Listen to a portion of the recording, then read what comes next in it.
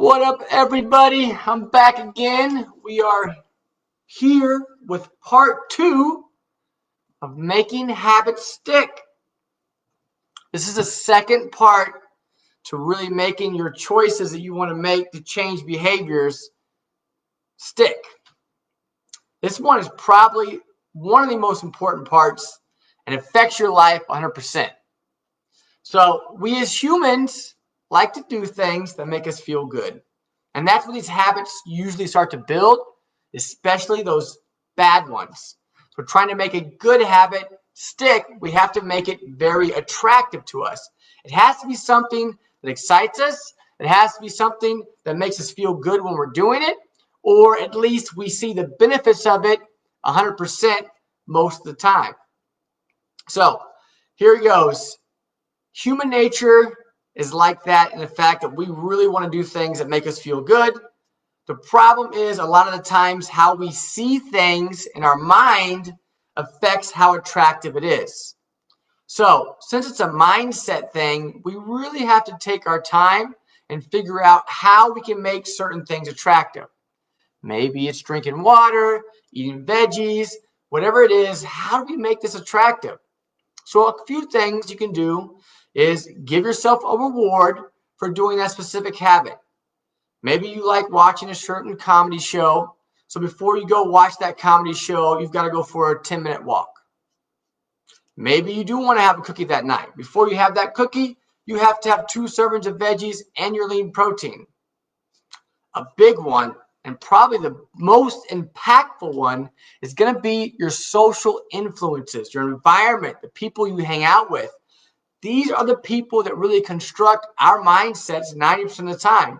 From when we grow up as a kid, our parents, to our friends, as we get older, we'll start to believe and do things our friends do rather than listen to our parents. And then finally, as we get out and get older and out of college, society in general really runs how we view things. So if you're wanting to change a behavior, a habit, one of the best things you can do is actually find people that you look up to that do this habit. It could be a group of people that want to run 5Ks. So I'm like, I want to learn how to run a 5K. I really like the idea of it.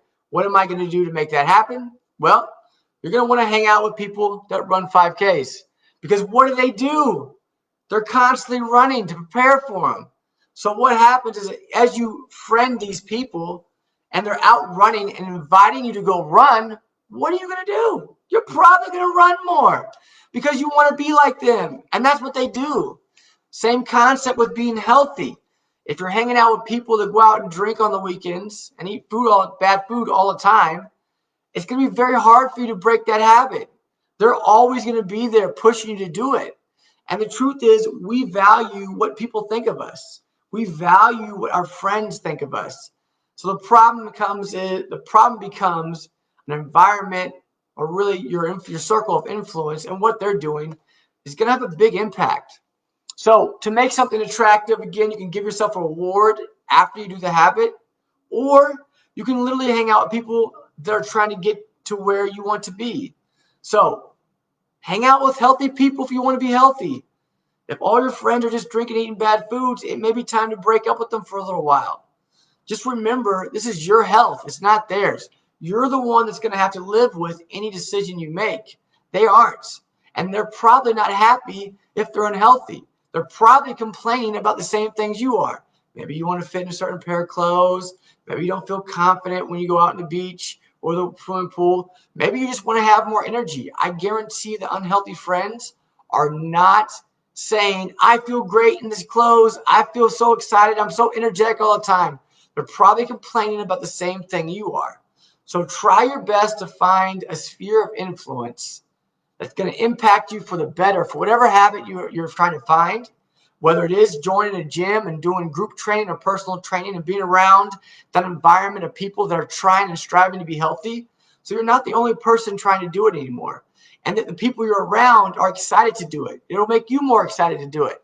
If the people around you are complaining about it all the time, like, oh my God, I got to eat this healthy food, or oh my God, I don't want to exercise, guess what you're going to do? Complain about it. So this is a really big one. It's super important. Find a sphere or your social influences that are going to get you excited about changing it to the habit that you want. And hang out with them more often. Don't allow your friends to pull you down that are unhealthy.